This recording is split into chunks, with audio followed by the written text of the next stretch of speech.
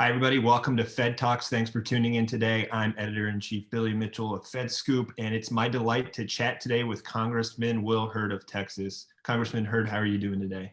Hey, I'm doing great. It's always fun to be with you guys. Y'all have been covering my stuff since the very beginning, so I'm a huge fan of FedScoop and all that y'all do. Well, we're a big fan of yours as well, and it's always a pleasure to talk to you over the years. Congressman, we have a lot to cover today, including a new AI strategy that you released recently with Robin Kelly. But first, I want to get a little bit into the tech basics, if you will, at the federal level, sort of back to the start of your time in Congress, back when you were serving on Oversight and Government Reform and headed up the IT subcommittee.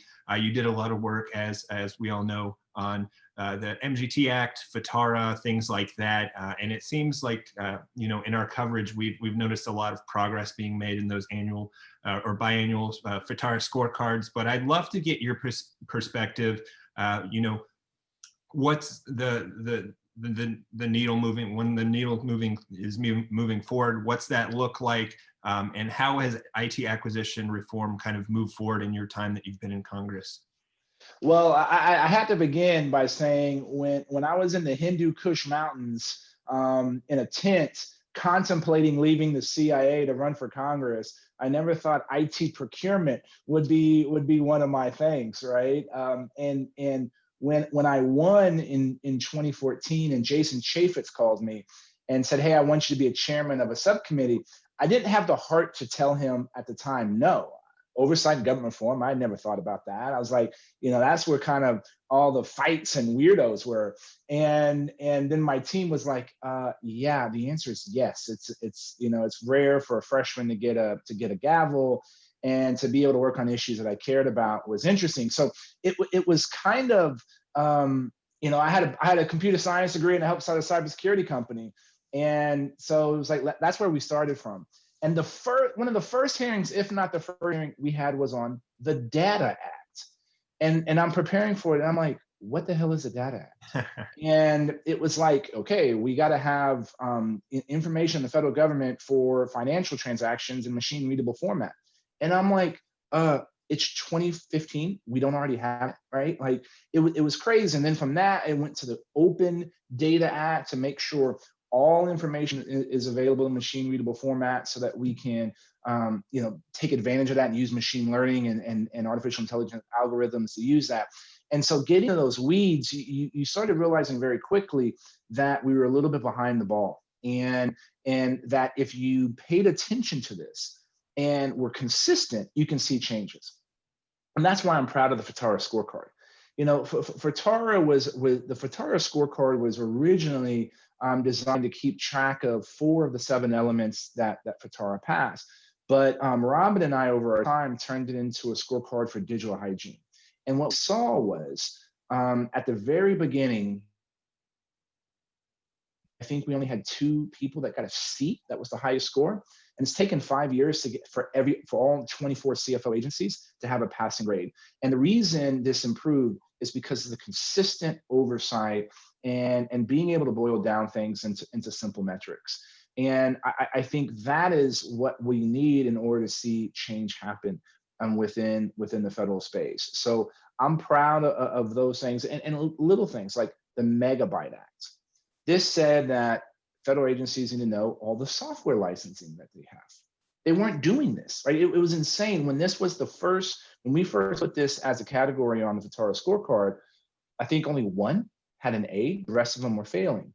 Guess what? That category is getting ready to be taken off the scorecard because everybody's now has a passing grade. And if you don't even know what software you have on your system, right? That increases vulnerabilities for attacks. You can save money. And so ultimately all of this is about how do we create a culture of modernization in order to make sure that we're providing better digital facing services to the American people and using our money wisely. And so I've enjoyed getting into the weeds on this. Oh, and then we learned about, hey, CIOs do not have the authority and the power to do the things they need to do in order to defend their infrastructure, right? And so you can't drag a CIO in front of Congress and be like, why didn't you do this, when they don't have the authority to do what they need to do in order to defend the system. That was the reason for the Modernizing Government Technology Act. Now, we found the fight between CIOs and CFOs, right? CFOs don't want to give up any of their authority. And so that's why when I was on the committee, we would always bring the CFO, the CIO, and at minimum, the deputy agency head, because usually, you say, oh, I can't do this. And I want to be able to talk to the other person who's getting in the way and being like, why the hell aren't you allowing that to happen?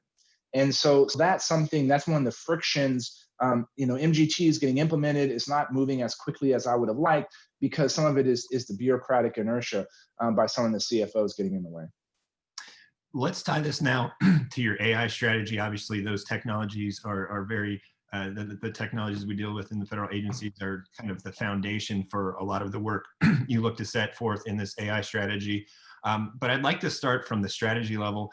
We've seen a lot of talk from the White House. There's other commissions like the National Security Commission on AI who are kind of tasked to do similar things in building out AI strategies, but to sort of maintain the edge on China and other international leaders. But I'd love to kind of dive into what's different about yours and what kind of needs to be done so that it can be successful and actually launch before you leave Congress.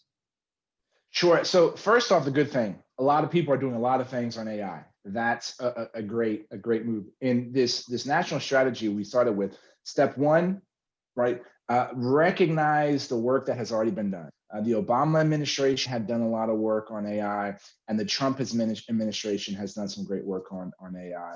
Lynn Parker and Michael Kratsios are national treasures, and what they've been doing within the Office of Science and Technology in the White House has been fantastic. So that's the lead into our strategy. Then what we do is assert Congress' role in a lot of these areas, right? Whether it's funding, whether it's establishing oversight, Congress has a role in this broader ecosystem, and we need to do that. And then we identified the need for a strategy that's based on 4 pillars, and that's workforce development, research, national security, and ethics. And so this document that we created and we're trying to pass, and we got a great group of bipartisan legislators that are on board with this. Hopefully, we're going to get this through the Science and Technology Committee and then to the floor for a vote, and then the lame duck. The fact that Eddie Bernice Johnson's on board, that's going to help. And so we're excited about that. But we worked with the Bipartisan Policy Center on developing this, and we had 4 white papers on each one of those 4 pillars. And each white paper, I think we're up to 81 recommendations on what, and those 81 recommendations can be individual bills that I hope get introduced in the next Congress and can be a foundation for all of the committees to look at this. And ultimately, I think there's a handful of things that make what we're doing a little bit unique. We're addressing and talking about the federal funding in research, right? Congress has the role in doing that. How do we increase the federal piece of basic research? We all know the stats on how the government of China by the end of this year has outpaced the United States when it comes to percentage of GDP based on research. Now, I would say if you translate that dollar amount into man and woman hours, they probably surpassed us a whole many years ago, right? And so we have to fix that, and federal funding for some of these basic areas is important. Then I think Congress, and I hope in a new Congress, when all the committees are developing their oversight plans, the beginning of every new Congress, the committees have an oversight plan on the things that they're going to look at. Part of that oversight plan needs to include talking about and reviewing the regulatory agencies' roles in monitoring the development of artificial intelligence. Something as simple as we already have laws on the books. So if a teller at a bank can't discriminate against somebody for the color of their skin to get a loan, the algorithm can't do it either, right? And then how are the regulatory agencies enforcing that? How are the agencies that are involved, that are covered by that oversight committee, how are they adopting artificial intelligence into their data operations, right? And so Congress can play a role in shining a light on how to do that. And I hope that somebody comes up with a scorecard on the adaptation of AI into the federal government. That's something that if I had a little bit more time, we would have spent time working on, because we have seen how when you follow and pay attention and continue to ask questions and compare and contrast behavior from multiple times a year, you see real change. That's great, and I'm sure that will be adopted at some point. Looking more on the military side, I'd love to hear your thoughts on the particular importance of AI when it comes to national security and defense. Obviously, the DoD is one of the agencies that's pushing most in this direction. And when we talk about defense and national security, that's when it seems most important to actually develop AI for to defend against our adversaries, China, Russia, et cetera. So I'd love to hear about, what your strategy, how your strategy might play a role on the military side, and what those challenges are that the military is facing in particular when it comes to adopting AI. Sure. And I think one of the most important things, I came to this. So Robin and I held the first hearings on AI in Congress. And it started because I'm a co-chair of an Aspen cybersecurity initiative, and a lot of the conversations that we were having, this is a mix of industry and former government folks, was around the adoption of principles in AI. And I talked with Robin. I was like, let's do a series of hearings.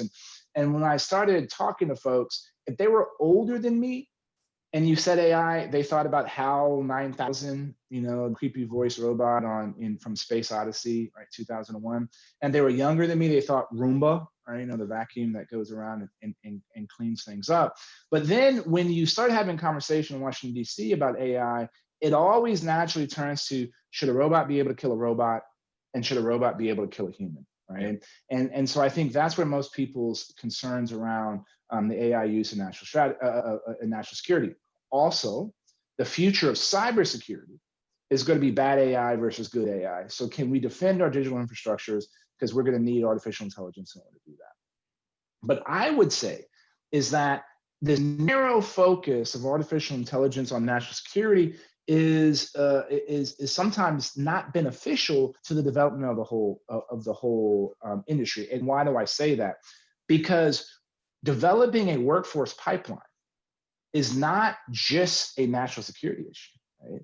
But it's something that is if we're gonna make sure that we have the kind of AI practitioners we need in order to defend our digital systems and our country, you're gonna need that workforce pipeline, right? When it comes to the development of ethics around artificial intelligence, right? This is not uniquely a national security issue, but it impacts national security as well.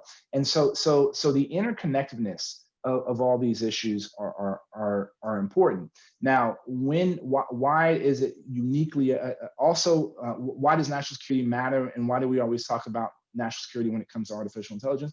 Because we're in a race. Period. End of story.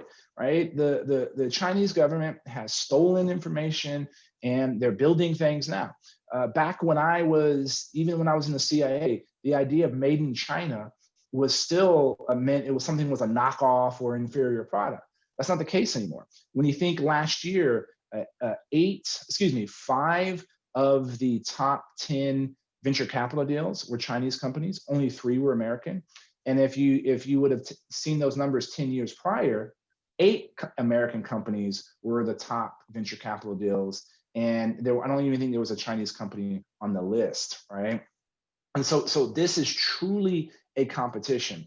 And we know that the government of China doesn't care about civil liberties. We know that they don't care about privacy. And so are we going to drive the development of these new tools that are going to decide not just the American economy, but the economy for the entire world for the rest of the century? And that's the struggle.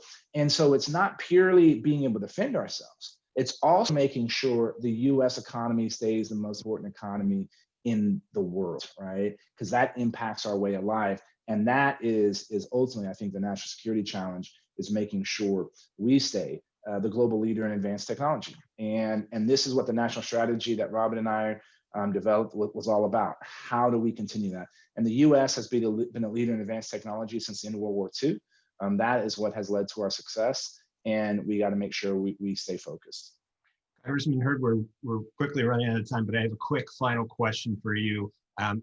It's sort of a toss-up depending on who you ask, who's really leading this race. Is it China? Is it the U.S.? Some people will say it's China. Some people say it's the U.S. What's your take as we close this out? We need to operate as if we're behind, but here's what I can say. The U.S. can win. We can win this battle. An authoritarian government can get somewhere first, right? We saw that with the Russians and Sputnik 1, and some people don't talk enough about Sputnik 2, which was a week later after Sputnik 1. But the United States can win this battle, right? That's the most important thing, because I will make sure, I believe that a free markets, right? Liberal democracy, these are all things, entrepreneurship, these are all things that will ultimately help us continue to evolve and get better. But that means we got to get our act together. We got to double down on research. We got to make sure we're attracting the best and the brightest from all around the world, and that we're preparing our kids for jobs that don't exist today. We do those things, we're going to continue. We're going to be able to win this battle, and that's what I'm hoping to continue to do even when I'm out of Congress. All righty. Thank you so much, Congressman Will Hurd. Thanks. Always a pleasure, Billy.